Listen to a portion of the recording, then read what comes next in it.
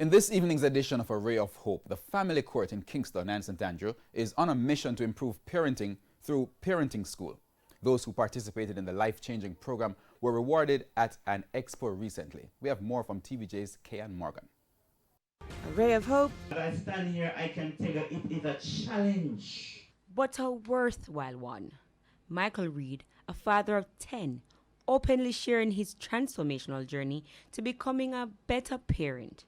Reed, who graduated from the Kingston and St. Andrew Court Parenting School, is one of 8 parents who were recently referred to the schools by judges.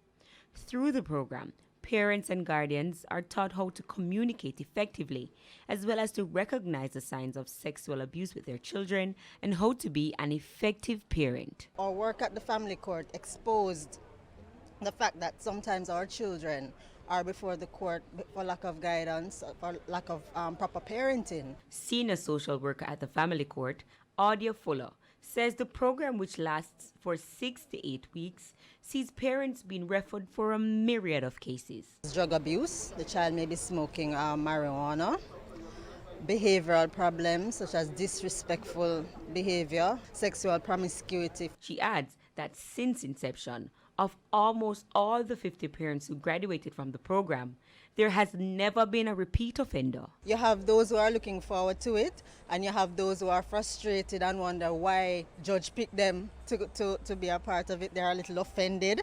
Is judge saying that I'm a bad parent, etc.? So it's a mixed bag, but I can guarantee you that by the end, all are on board with the program, all have benefited, and all wish we could have gone a little longer. Mr. Reed admits not only did he gain knowledge from how to be a better father, he also formed new relationships. It relieves stress and stuff like that, and knowing that I now have another group of persons that I can call and talk to.